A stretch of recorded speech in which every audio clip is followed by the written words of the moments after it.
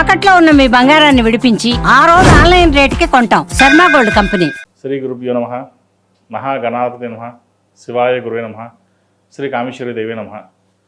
Suman TV ప్రేక్షకులకి శుభోదయ శుభాకాంక్షలు. నేను మీ సోమేశ్వరి శర్మ. మేషం నుండి మీనం వరకు ఉన్నటువంటి రాశి ఫలితాలు నా పరిజ్ఞాన సంఘర్ష మేరకు ఈ వారం రాశి ఫలితాలను తెలియజేస్తాను. ఈ రాశి ఫలితాలు ఈ నెల 16వ తేదీ నుండి 22వ తేదీ వరకు వర్తిస్తాయి. ముందుగా గోచారం. వృషభంలో గురువు, మిథునంలో కుజుడు, కన్యలో కేతువు, కుంభంలో శని, మీనంలో రవి, బుధ, శుక్ర, రాహులు. అలాగే చంద్రుడు కన్య, తుల, వృశ్చిక రాశుల్లో సంచారం. సింహరాశి వారికి ఈ వారం అనుకూలంగా లేదు. ఈ రాశి వారికి అష్టమ శని ప్రారంభం కాబోతోంది. కొన్ని ఆరోగ్యపరమైన జాగ్రత్తలు తీసుకోవాలి. అలాగే ఏదైనా ఒక పని ప్రారంభించినప్పుడు అది మధ్యలో ఆగే అవకాశాలు ఎక్కువగా కనిపిస్తోంది. జీవిత భాగస్వామి పట్ల చిన్నపాటి విభేదాలు వచ్చే అవకాశం ఉంది. ధనం అధికంగా వచ్చినా కూడా అవి వచ్చినట్టుగానే ఖర్చు అవుతుంది. ఎలా వచ్చింది, ఎలా ఖర్చు అవుతుందో కూడా తెలియకుండా ఉంటుంది. కాబట్టి ధనం ఖర్చు విషయంలో కొన్ని జాగ్రత్తలు తీసుకోవాలి. ఎంత సేవింగ్స్ చేస్తే అంత మంచిది. ఎందుకంటే వీరికి అష్టమ శని ప్రారంభం కాబోతుంది. డబ్బు ఉంది, రేపొద్దున వస్తుంది, ఇప్పుడు ఖర్చు పెట్టేద్దాం, తర్వాత చూసుకుందాం అని ఆలోచన చేస్తారు. కానీ ఆ టైంకి డబ్బు రాక ఇది ఖర్చు పెట్టడం వల్ల మళ్ళీ ఇబ్బంది పడాల్సి వస్తుంది. ఇటువంటి విషయ వ్యవహారాలు ప్రత్యేకించి శ్రద్ధ తీసుకోవడం చెప్పదగిన సూచన. ఒకవేళ ఖర్చు పెట్టదలుకుంటే సేవింగ్స్ ఓపెన్ చేయండి. ల్యాండ్ కానీ, ఇల్లు కానీ, లేదా గోల్డ్ మీద ఇన్వెస్ట్మెంట్స్ కానీ, ఎటువంటి ఇన్వెస్ట్మెంట్స్ చేయండి. అంతేగాని ఎవరైనా అప్పు అడిగారు, సహాయం చేద్దాం, వాళ్ళు రేపు ఇస్తారు, లేదంటే ఇంకో దాంట్లో ఇన్వెస్ట్మెంట్ చేద్దాం, అది రెట్టింపు అవుతుంది అనే వాటి మీద వెళ్లకుండా ఉండడం అనేది చెప్పదగినది. అలాగే వ్యాపార విషయ వ్యవహారాల్లో వ్యాపారపరంగా మీకు బాగుంటుంది. అయితే లాభ నష్టాలు అనేది మీరు చూడకుండా ముందుకు వెళ్తారు. ఈరోజు లాభం వచ్చిందా, నష్టం వచ్చిందా అనేది చూసుకోకుండా వ్యాపారాన్ని కంటిన్యూ చేస్తారు. ఒక్కొక్కసారి నష్టాల్లోనే ముందుకు తీసుకెళ్తారు. అటువంటి విషయ వ్యవహారాల్లో కొంత జాగ్రత్తగా చూడడం అనేది చెప్పదగినది. ఇల్లైనా, ఉద్యోగమైనా, వ్యాపారమైనా ఈ మూడిట్లో ఏదైనా సరే ఏమాత్రం పొరపాటు వచ్చినా నష్టపోయేది మనమే. ఇటువంటిది విషయంలో మనకు ఎవరు సపోర్ట్ రారు. బాగున్నప్పుడు అందరూ వస్తారు, తినేస్తారు, వెళ్తారు, లేదా డబ్బులు అడిగి తీసుకుని వెళ్తారు. కష్టాల్లో ఉన్నప్పుడు మీకు దూరంగా ఉంటారు. అయ్యో కదిలిస్తే ఎక్కడ డబ్బు అడుగుతారో, ఎక్కడ ఇన్వెస్ట్మెంట్ చేయమంటారో, ఇంకోటి ఏం అడుగుతారో అనే యోచన చేస్తారు. చివరికి సంతానం అయినా సరే.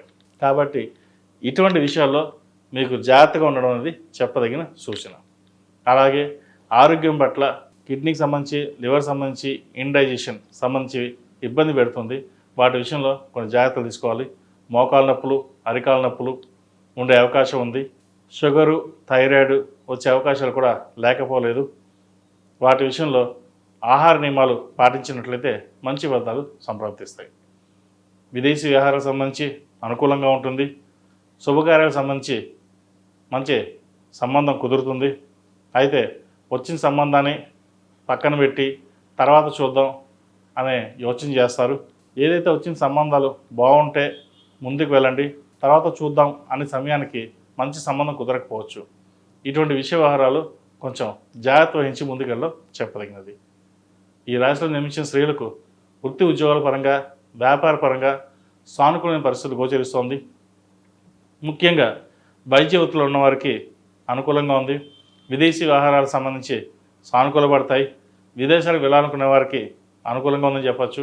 అక్కడికి వెళ్ళి చదవాలనుకునే వారికి, ఉద్యోగం చేయాలనుకునే వారికి కూడా ఈ వారం బాగుందని చెప్పచ్చు. అయితే వ్యాపార పరంగా లాభ నష్టాలు చూసుకుని వెళ్ళాలి. వ్యాపారం బాగుంటుంది, రొటేషన్స్ బాగుంటాయి, ఖర్చు కూడా అలాగే ఉంటుంది. ₹1కి ₹2 ఖర్చు ఉంటుంది. అది మీకు తెలియకుండానే ఖర్చు అవుతుంది. కాబట్టి ఖర్చుల విషయంలో ఎంత జాగ్రత్త వహిస్తే అంత మంచిది. విద్యార్థులకు ఈ వారం అనుకూలంగా ఉంది. కష్టే ఫలి అన్నట్టుగా కష్టపడి ప్రభుత్వ ఉద్యోగం సంపాదిస్తారు. అలాగే వీసాకి సంబంధించి, H1B సంబంధించి, గ్రీన్ కార్డ్ సంబంధించి విషయ వ్యవహారాలు వీరికి అనుకూలంగా ఉంది. విదేశాలకు వెళ్ళి చదువుకోవాలనుకునే వారికి మంచి అవకాశం కూడా చెప్పవచ్చు. దానికి తగ్గ ప్రణాళికలు సిద్ధం చేసుకుంటారు. ఈ రాశిలో జన్మించిన వారు ప్రతిరోజు ప్రతినిత్యం ఓం నమో నారాయణ ఒత్తులతో దీపారాధన చేయడం, అలాగే ఇంట్లో విష్ణు సహస్రనామ పారాయణం రోజు పెట్టండి. వచ్చిన వాళ్ళకైతే చదవండి, రాని వాళ్ళైతే ప్రతిరోజు విష్ణు సహస్రనామ పారాయణం పెట్టడం వల్ల అర్ధాష్టమ శని దోషం కొంతవరకు తగ్గుతుంది. ఏదైనా సరే పరిహారాలు చేసుకోవాలంటే ముందు నామస్మరణే. ఆయనకి ఎంత నామస్మరణ చేస్తే అంత మంచి ఫలితాలు ఉంటాయి. ఏదైనా నామస్మరణ చేస్తే ఫలితం వస్తుందా అంటే పాజిటివ్ ఎనర్జీ. మనం ఏదైనా ఒక మంచి కార్యక్రమం తలపెట్టినప్పుడు, దేవుని ప్రార్థించినప్పుడు ఒక పాజిటివ్ ఎనర్జీ జనరేట్ అవుతుంది. దానివల్ల మనం ఏ పని చేసినా పాజిటివ్గా ముందుకు వెళ్ళడం వల్ల ఓకే ఈరోజు బాగా జరిగింది అనే ఆలోచన వస్తుంది. మనకి నెగిటివ్ కంటే పాజిటివ్ ఎనర్జీ జనరేట్ చేసుకోవడం కోసం దైవారాధన ఎక్కువగా చేయమని చెప్తాం. అలాగే శనివారం నాడు వెంకటేశ్వర స్వామి వారికి తులసిమాల వేయండి, మంచి ఫలితాలు సంప్రాప్తిస్తాయి. ఈ రాశిలో జన్మించిన వారికి కలిసి వచ్చే సంఖ్య 1, కలిసి వచ్చే రంగు తెలుపు. ఏదైనా పని మీద బయటికి వెళ్ళేటప్పుడు ఆదివారం కానీ శుక్రవారం నాడు కానీ వెళ్ళండి, మంచి ఫలితాలు సంప్రాప్తిస్తాయి.